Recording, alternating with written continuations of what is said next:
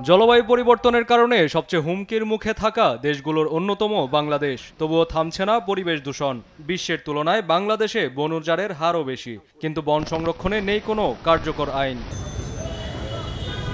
ঢাকা বিশ্ববিদ্যালয়ে আয়োজিত বৃক্ষরোপণ, পলিথিন ও এসইউপি বিষয়ক আলোচনা সভায় অংশ নেন বিশেষজ্ঞরা। এ সময় পরিবেশ রক্ষায় নানা পরামর্শ তুলে ধরেন তারা। বড় গাছগুলো দেখুন কত বড় হয়, আমাদের ফলের গাছ যেটা অপ্রচলিত।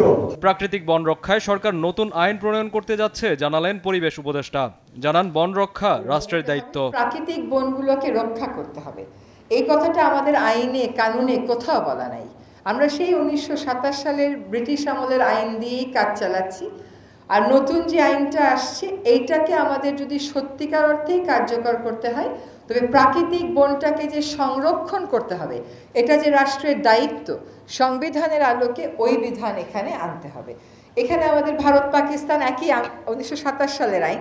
1927 সালে তো জলবায়ু পরিবর্তন ছিল না, তখন গাছের পরিমাণ বাড়াতে হবে, কার্বন সিঙ্ক তৈরি করতে হবে, এই কথাটা তো কেউ বলে নাই। এখন তো জলবায়ু পরিবর্তনের এই হুমকির মধ্যে থেকে আমাদেরকে এই জিনিসগুলো আমাদের আইনে প্রতিফলিত করতে হবে। পলিথিন নিষিদ্ধে আইন হলেও তার কার্যকর প্রয়োগ নেই বলেও জানান তিনি। পলিথিন ব্যাগটা আমাদের দেশে আইন করে নিষেধ করা হয়েছে 2002 সালে।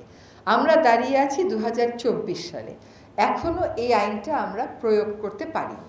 মাঝখানে কিন্তু 2টা বছর ব্যাপক প্রচারণা এবং অভিযানের ফলে পলিথিনের ব্যবহার কমে এসেছিল 2004 থেকে 2006 যে আপনি ভাবছেন যে পলিথিন সস্তা, আপনি ভাবছেন যে পলিথিন খুবই সুবিধাজনক, আসলে কিন্তু মোটেও নয়।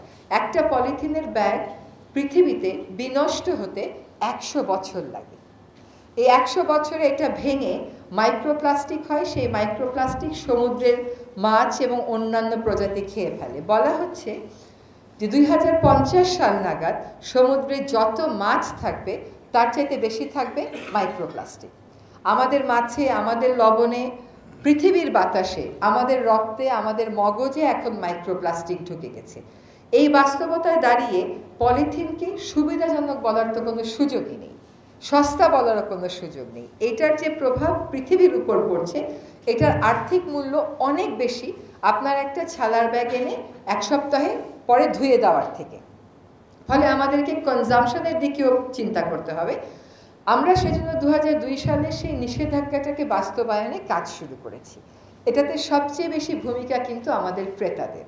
আমাদেরকে যদি পলিথিন দেয় এবং আমরা যদি বলি যে আমরা পলিথিনে নিব না, তাহলে কিন্তু বিক্রেতারাও এটা দেবে না, উৎপাদনকারীরাও এটা উৎপাদন করবে না, আর আমাদেরও কথায় কথায় উৎপাদনকারীদের বিরুদ্ধে পুলিশ র্যাব এর অভিযান চালাতে হবে না। পরিবেশ রক্ষায় জনগণের সহায়তাও চান উপদেষ্টা।